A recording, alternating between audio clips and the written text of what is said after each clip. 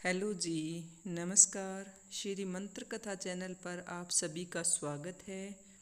आज मैं आपको गणेश चतुर्थी की कथा सुना रही हूँ। तो यह व्रत भाद्रपद मास के शुक्ल पक्ष की चतुर्थी को मनाया जाता है और इस बार यह व्रत 27 अगस्त को है, वार बुधवार को है। इस दिन रात्रि को चंद्र दर्शन ना करें।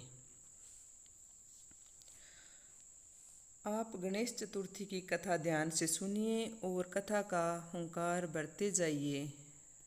तो आपको कथा सुना रही हूँ, ध्यान लगाकर सुनिए। एक बार महादेव जी पार्वती सहित नर्मदा तट पर गए। वहाँ सुंदर स्थान पर पार्वती जी ने महादेव जी के साथ चौपड़ पासा खेलने की इच्छा व्यक्त की। तब शिव जी ने कहा, हार जीत का फैसला कौन करेगा?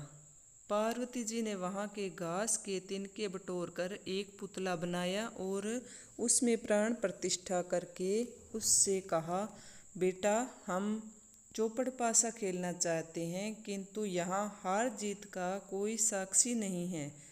अतः खेल के अंत में तुम हमारी हार जीत के साक्षी होकर बताना कि हम में से कौन जीता और कौन हारा। खेल आरंभ हुआ। देव योग से तीनों बार पार्वती माता की ही जीत हुई। तब अंत में बालक से हार जीत का निर्णय कराया गया तो उसने महादेव जी को विजयी बताया। परिणामतः पार्वती जी क्रोधित होकर उस बालक से लंगड़ा होने और वहाँ के कीचड़ में पड़ा रहकर दुख भोगने का श्राप दे दिया।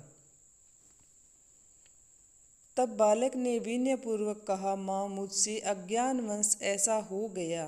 मैंने किसी कुटिलता या द्वेष के कारण ऐसा नहीं किया। मुझे क्षमा करें तथा श्राप से मुक्ति का उपाय बताएं। तब ममता रूपी माँ को उस पर दया आ गई और वे बोली, यहाँ नाग कन्याएं गणेश पूजन करने आएगी। तुम उनके उपदेश से गणेश व्रत करके मुझे प्राप्त करोगे। इतना कहकर वे कैलाश पर्वत पर चले गए। 1 वर्ष बाद श्रावण मास में नाग कन्याएं गणेश पूजन करने आई। नाग कन्याओं ने गणेश पूजन किया और सारी विधि उस बालक को बताई।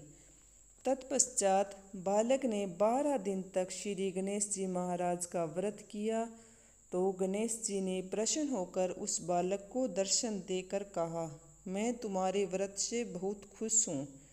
तुम मनचाहा वर मांग सकते हो। तब उस बालक ने कहा, हे भगवान, मेरे पैरों में इतनी शक्ति दे दो कि मैं कैलाश पर्वत पर अपने माता पिता के पास पहुँच सकूं और उनका आशीर्वाद प्राप्त कर सकूं। तब गणेश जी भगवान तथास्तु कहकर अंतर ध्यान हो गए। बालक भगवान शिव के चरणों में पहुँच गया। तब शिव जी ने उस बालक से यहाँ तक पहुँचने के बारे में पूछा। तब बालक ने सारी कथा कह सुनाई। उधर उसी दिन से अप्रसन्न होकर पार्वती जी शिव जी से भी विमुख हो गई। तत्पश्चात भगवान शंकर ने भी बालक की तरह 21 दिन श्री गणेश जी का व्रत किया, जिसके प्रभाव से पार्वती के मन में स्वयं महादेव जी से मिलने की इच्छा हुई। वे शीघ्र ही कैलाश पर्वत पर पहुँच गई और वहां पहुंचकर पार्वती जी ने शिव जी से पूछा, हे स्वामी, आपने ऐसा कौन सा उपाय किया जिसके फलस्वरूप मैं स्वयं चलकर आपके पास आई हूँ? शिव जी ने गणेश जी के व्रत का कह सुनाया। तब पार्वती जी ने अपने पुत्र कार्तिकेय से की मिलने की इच्छा से 21 दिन तक दूब, पुष्प व लड्डुओं से गणेश जी का पूजन किया।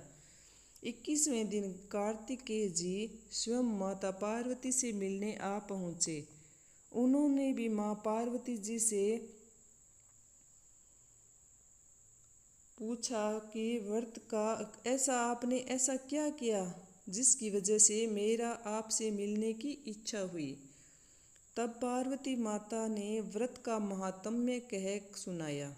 कार्तिकेय जी ने भी यही व्रत विश्वामित्र जी को बताया। विश्वामित्र जी ने यह व्रत करके गणेश जी से जन्म से मुक्त होकर ब्रह्म ऋषि होने का वर मांगा। गणेश जी ने उनकी मनोकामना पूर्ण की। इसी तरह जो कोई श्री गणेश जी की पूजा पूरी विधि विधान से करता है तथा गणेश जी की कथा सुनता है और तो उन पर गणेश जी भगवान की कृपा बनी रहती है और उनकी हर मनोकामना पूर्ण होती है। धन्यवाद। आपको मेरी कहानी कैसी लगी आप कमेंट में ज़रूर बताइए, और अगर आपने मेरे चैनल को सब्सक्राइब नहीं किया है तो प्लीज़ मेरा चैनल सब्सक्राइब कर लीजिए। राधे राधे।